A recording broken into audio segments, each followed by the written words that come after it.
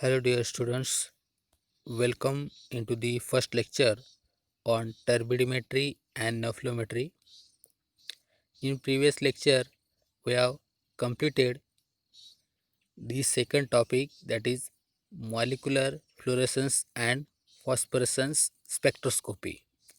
So in today's lecture, we are going to start the turbidimetry and nephelometry. This is the third chapter from unit number 3. Okay, so in this case, first we will see the principle of the turbidimetry and nephelometry. Okay, so when beam of light passing through the solution, okay, reflection will take place if the particles suspended in solution are larger than the wavelength of the incident light. That means, suppose we have taken a solution, that solution may be turbid. Okay, turbid means what? The suspended particles present into the our sample solution. Okay, so when we passing a light through that solution, at that time what will happen? Reflection will take place if the particles present. Okay, then the solution that may be the larger than the wavelength of the incident light. Okay, that means whatever light we have passed on that solution, if the particles are bigger than that of the wavelength of that light, then the reflection will be takes place. Okay, on the other hand, if the size of the suspended particles is of the same order or smaller than the wavelength of the incident light, scattering will be dominant. Okay, see, if the particle size will be the same as that of the wavelength of the light or the smaller than the wavelength of the light, at that time what? Scattering will be dominant. So on the basis of this, first we will see the nephelometry. Okay, what is this nephelometry? First we will see the definition of the nephelometry. See the definition. Nephelometry involves measurement of scattered radiation rather than decreased incident radiation, as during turbidimetric measurement, usually but not necessarily at right angles to incident radiation as a function of concentration of dispersed phase. Okay, this is the first definition. First definition, then the second definition. Okay, see, nephelometry involves the measurement of the intensity of the scattered light as a function of the concentration of the dispersed phase. Okay, this is the simple definition as compared to the previous one. That means simply nephelometry involves, or nephelometry will measure scattered light, okay, as a function of concentration of the dispersed phase. Suppose we have taken a sample solution, that sample solution may be the turbid. Okay, when we pass the light on that sample solution, at that time, suppose scattering will be takes place and some amount of light will be transmitted. Okay, at that time the nephelometry, what will be the major actual role of nephelometry? It will measure only scattered light, okay, not the transmitted light. Okay, that is the main function of this nephelometer. That means simple definition of this word is what? Nephelometry involves the measurement of the intensity of the scattered light as a function of the concentration of the dispersed phase. Okay, this is the nephelometry. In nephelometry, scattering pattern of secondary rays in space should be such that it has maximum intensity at 90 degree. See not there. Okay, that is the mistake over here. To the incident beam, only 90 degree to the incident beam. That means this secondary rays, that means the scattered rays should be in what? 90 degree. Okay, not the others. If the particle size is larger, the measurement has to be made at angles smaller than 90 degree. That means if the particle size is bigger one as compared to the beam of the wavelength of the light, okay, then we have to measure at low angle, or can say smaller angle than the 90 degree. The scattering efficiency falls if the particle size is too smaller or too larger. That is depend on totally on the size of the particles. For measurement in UV and visible region, the optimum size should be zero point 0.1 to 1 nanometer. That means when we pass UV light or visible light, at that time the size of that particle will be shown at zero point 0.1 to 1 nanometer. Okay, so this is about the nephelometry. Now we will see the turbidimetry. Okay, again we will see the definitions of the turbidimetry. First definition: turbidimetry involves measurement of decreased intensity of incident radiation transmitted through the medium that is caused by scattering as a function of concentration dispersed phase. Okay, this is the first definition. Now the second one: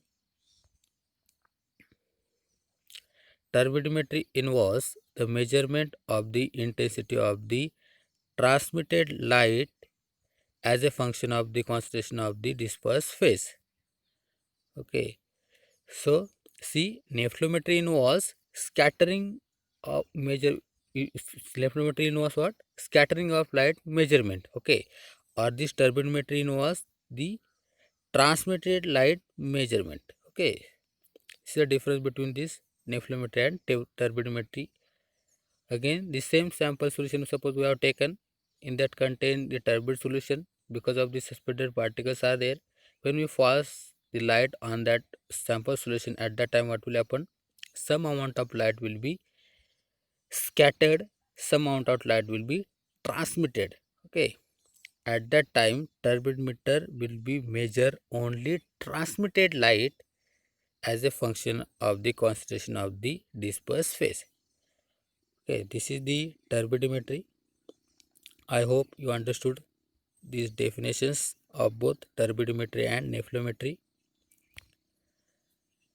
In turbidimetry, particles larger than the wavelength of incident light do not pose complications because measurement depending on the total radiation removed from the primary beam, irrespective of the mechanism by which it is removed or the angles through which it is undergoes deviation. The problem is that the absorbance does not vary linearly with concentration deviation from Bayes' law. You have already seen in SYBSC deviation from Bayes' law. Okay, and this leads to inaccurate measurements. The intensity of light scattered at any particular angle is a function of the concentration of scattering particles, their size, their shape, wavelength of incident light, and the difference in refractive index of the particles in the medium. Okay, so this is the principle of turbidimetry and nephelometry. Now we will see the choice between turbidimetry and nephelometry. That means depending upon the solution, our sample solution, on the basis of that sample solution, what instrument we can choose, that we are going to see now. Okay, the choice between the two measurements depending upon the fraction of light scattered by the suspension. That means how much amount of light will be scattered from the medium or the suspension, or how much light will be transmitted through the suspension medium. that will be totally depend on the that sample solution. When the scattering is less due to small concentration of dispersed phase, nephelometry preferred. That means scattering will be very less and only transmitted light will be more. At that time, nephelometry involves. Sorry, nephelometry is preferred. Why? Because nephelometry involves measurement of the scattering light. When light will be very low concentration, or you can say in low light beam, at that time its measurement will be easy one. So at that time we have to prefer nephelometry for what? Scattering light measurement. In this case, it is possible to measure accurately the small amount of light scattered by the suspended particles. When the scattering is intense due to high concentration of suspended particles, that means bigger size particles, or you can say high, what we can say, a very turbid solution, at that time the scattering will be high, or you can say intense, but transmitted light will be very small. Then at that time what will happen? At that time what we have to, turbidimeter will be used for measurement of that transmitted light. Why? Because of scattering will be dominant, or can say scattering will be intense. In this case, it is possible to measure accurately the small amount of transmitted light. What?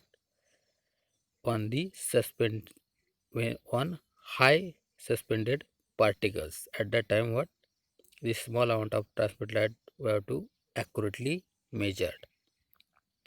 So this is the choice between nephelometry and turbidimetry. Now we will see the factors affecting on scattering of radiation. The first factor, effect of concentration on scattering. That means if the concentration will be higher, or if the concentration will be low of the sample solution, at that time what will happen on scattering, that we are going to see in this first factor. When a beam of light passes through a cell containing a suspension, it, its intensity decrease due to scattering by the suspended particles. It means scattering will be high as compared to the transmitted light. At low concentration, an equation that is analogous to law describes the relationship between incident intensity I0, the intensity of unscattered radiation, that is transmitted radiation, that is IT, and the concentration C of scattering particles. See the equation, we have already seen the Beer-Lambert's law. At that time the incident light, transmitted light, incident light that is I0 and transmitted light will be the IT. C will be the concentration. Now we will see what is the equation, okay, of the law. So this is the C. S is equal to log to the base 10 I0 upon IT is equal to KTC is equal to minus log T. Okay, so this is the equation. See the equation.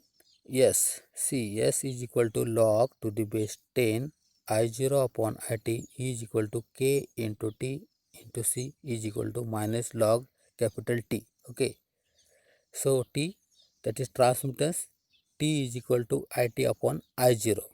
Okay, now where in this case S will be what? Turbulence. Okay, S means what? Turbulence.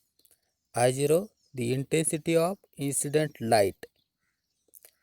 IT, the intensity of transmitted light, or you can say unscattered light. Okay, this is the IT. C, C will be the concentration of the solution or the suspension medium. T, the path length capital K is a constant called turbidity coefficient which is related to the concentration of the C, the scattering particles in a linear manner. Okay, and capital T will be what? Transmittance. So this is the equation of the turbulence. Turbulence S is directly proportional to the concentration of the solution. That means when we increase the concentration, turbulence also increases. When we decrease the concentration of the sample solution, turbulence also decreases. The logarithmic ratio, that is log I0 upon IT, is called turbulence. Okay, or we can say it is also called as transmittance. In nephelometry, an equation that describes the relationship between the intensity of scattered radiation, intensity of incident radiation, and concentration of particles that causes scattering is given by the equation Is is equal to Ks into I0 into C. Okay, this is the equation in between the intensity of scattered radiation, intensity of incident radiation, and concentration of the particles. Okay, this is the equation where in this case I0 again the intensity of incident light, Is the intensity of scattered light, C will be the concentration of the solution, Ks is a constant depending on suspended particles and suspension medium. Okay, so this is the first factor that will be depend on size of particles that will be present into the sample solution. That means turbulence is directly proportional to the concentration of the solution that we have seen. Now we will see the second factor, that is second factor, effect of particle size on scattering. See this one.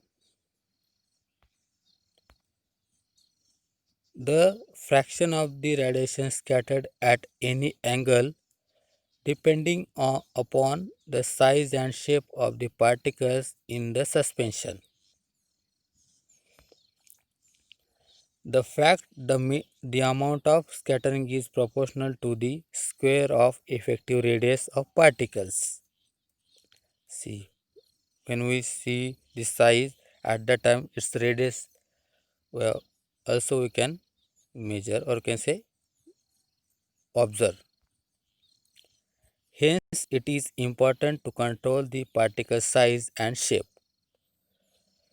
That means while measuring the scattering of the light, we have to control particle size and shapes also of the sample solution. For that purpose, there are total 5 to 6 conditions that we have to maintain while preparing the solution.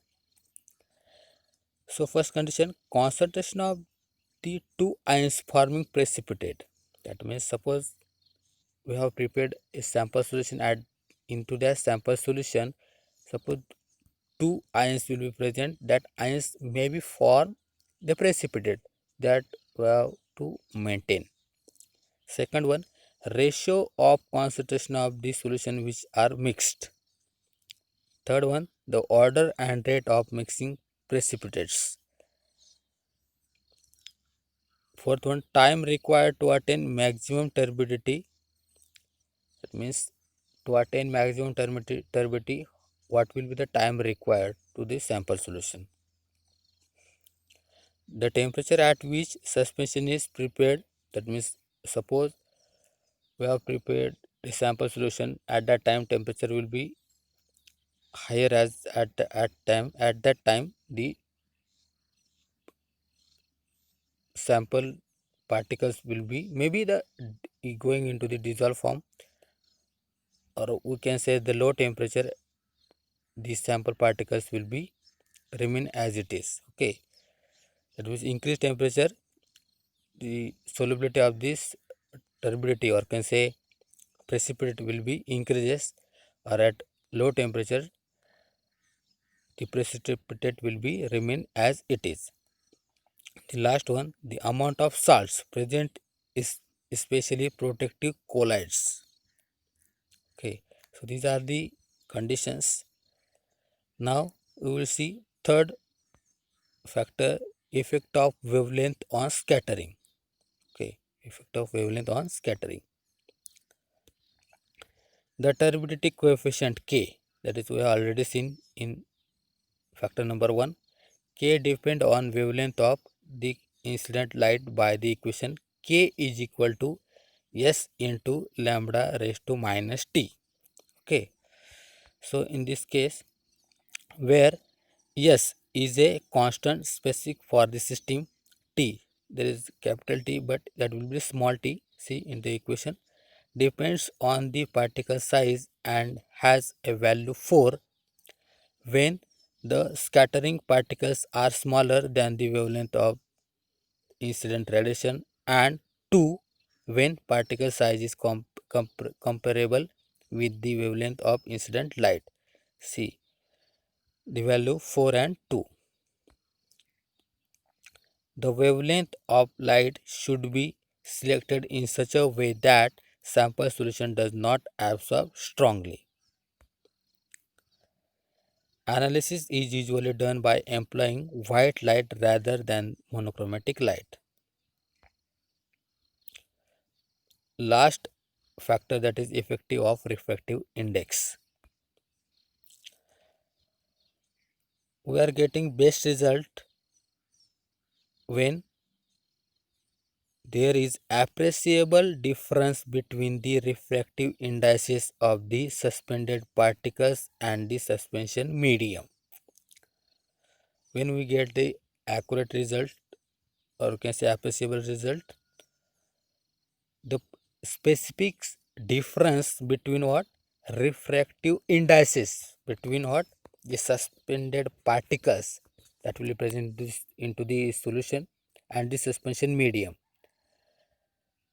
In these two medium, when we get the appreciable difference between these two indices, then we will get the accurate results. Okay, so this is about the factors affecting on scattering.